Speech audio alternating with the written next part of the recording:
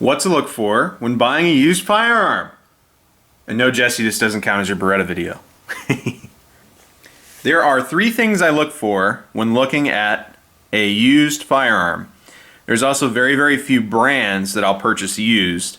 Strangely, the Beretta is one of them. It's usually only HK, Beretta, and SIG. Buying a used Glock for me is always kind of iffy. That's not a knock on Glock, by the way. I'll get into that some other time. Okay, so the three things I look for are 1, functional issues, 2, finish issues, and 3, cosmetic issues. Now, finish and cosmetic sound like the same thing, but let me break it down real quick. So the first thing I check out is they've just handed me the gun with the slide lock to the rear. Very, very first thing I'm going to look at is the feed ramp. And I want to make sure no one's Joe Bob the feed ramp. The reason for that is you want factory geometry in your feed ramp, for better or for worse, so you can start from ground zero if it's a gun you intend to gunsmith. If it's a gun that you just want to work, then you want a factory feeding geometry, so no custom polishing or any of that crap. Now, the reason that you don't want that is 9 times out of 10, Joe Bob wants to run a specific round in their gun, right? You see it mostly with 1911s and a few other things, and you'll never, ever, ever, ever know what round that is. So you always want a nice feed ramp that's not, you don't want any chinks in the metal, you don't want any abrasive surfaces or anything like that. And there is a difference between worn from use, like this one is. You can see the wear marks from just standard use, versus somebody has polished this with a Dremel. And Dremel work scares the absolute shit out of me. Anyway, so once you've checked this, if this is good to go, next thing I check is the crown and the bore. Now this entails pointing the gun at yourself. We're all adults. After you've safety checked it, you can look down the bore. You don't want any rust or impact marks or any sort of imperfections in the rifling or in the crown. Now this is a really, really bad example of a gun to show you, and when it comes back from Wilson Combat, you'll see the new crown they cut into it. But this has a very, very, very, very small crown, and you want to make sure the crown, ooh, perfect. It's very hard to see, but right below the outside of the barrel you can see the crown. So you want to spin the gun and make sure the crown is good, okay? Which this one is, surprisingly. And after you check the crown, my next stop is the breech face. Now, why the breech face, you say? This is actually where I find most of the problems. There's two things you want to look for. You want to make sure that the firing pin channel is perfectly circular. This means they use quality ammunition, or the ammunition that they use did not blow any pressure around a very poorly seated primer, which is becoming more prevalent lately, which I'll get into another time. But you want to make sure, one, the breech face looks good.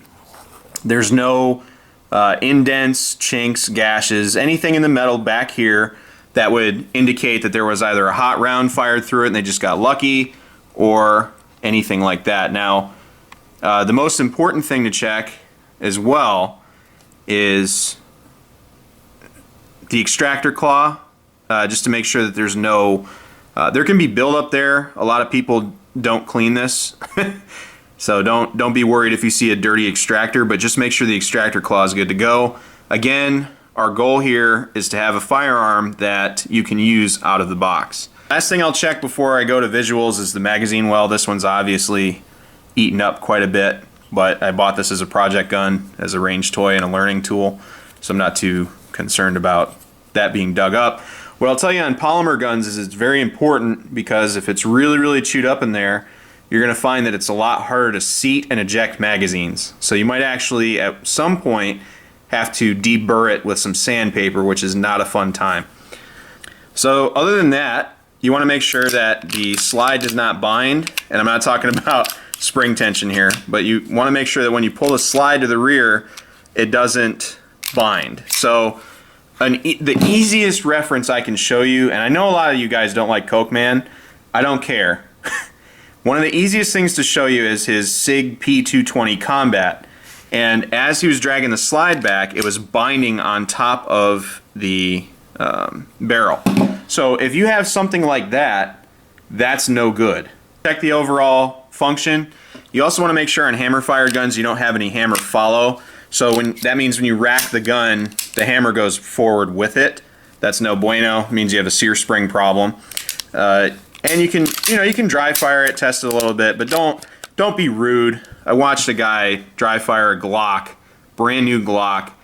I lost count at 30. I'm not even playing. He was just sitting there racking it, dry firing it while he's talking to the guy, pointing at the ground, looking at the guy he was talking to. So it served absolutely no purpose. You want to do that when you get home with it? Fine. Extra finish issues. So you see already with the barrel that I have some finish issues. This is just indicative of a poor finish. Now also here, you'll see this has some holster wear. Now these things aren't terrible and they're not gonna cause any issues. Where you do want to look is at the front of the bottom of the slide where the recoil spring guide goes. You want to make sure there's no straight lines like on my Remington 1911 I sold forever ago.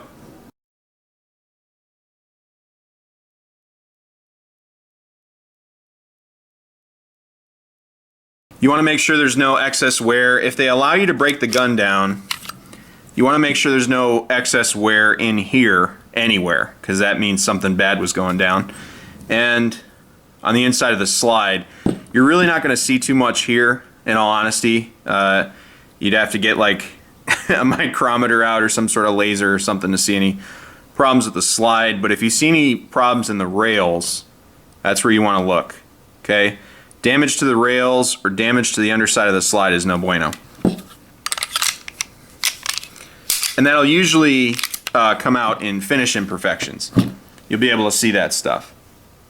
Any tool marks or different screws or anything like that, you want to be really careful with things like that, because usually means somebody fiddled with it and did something to the inside or something like that that could completely change the functionality of the pistol, which is very, very dangerous. Now on to cosmetic imperfections. What does this even mean at this point? Cosmetic imperfections are really any imperfections on the gun that aren't going to affect the function. So while this looks really bad, that's flaking, that's finish flaking, that's not a problem with the barrel and slide fitment, okay? Same thing here, and you know, you got your wear here and things like that. These grips aren't perfect. There's a few little nicks in them, you know, like that right there and stuff and such. You'll also see back here this isn't perfect. Little things like that it'll either make or break how you view the pistol, what your eye is going to see. Some guys like really, really pretty handguns, and some gals. Some people don't care. But you really have to do some detective work and say, is this just a legitimate cosmetic problem? Did somebody drop it or something like that? Or is this a tool mark because they were digging around in the gun doing something else? So that's kind of what you want to look for in a used handgun. Also, seeing what it comes with before you buy it is super important. There's more than a few times where I went to go buy something that was perfect otherwise, and it was missing back straps, it was missing magazines, it was missing X, Y, and Z. And in the case of the USP9 SD, I still walked out with it, but they took some money off because the two magazines one was a 10, one was a 15. You know, little stuff like that. Knowing what comes with it is super important and all that other stuff.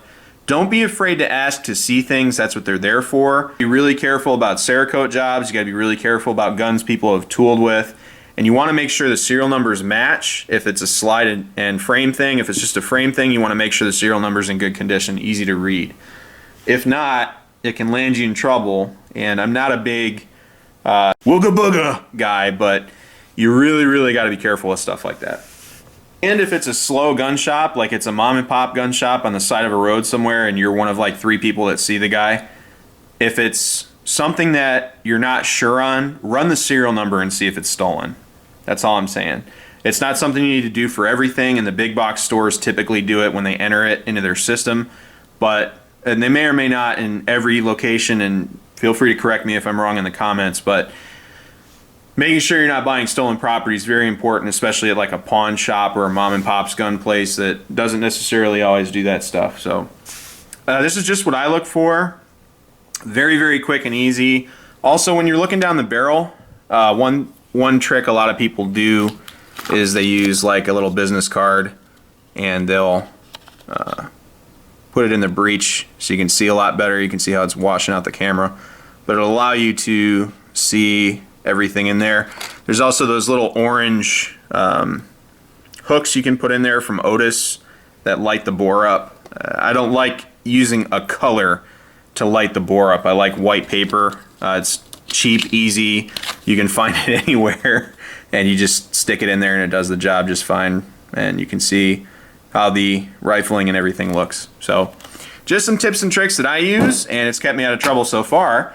And hopefully it does the same for you if you want to employ my tactics. If you have something that I missed or something you think I should incorporate, please put it in the comments. I like everybody learning from each other and all sorts of other stuff.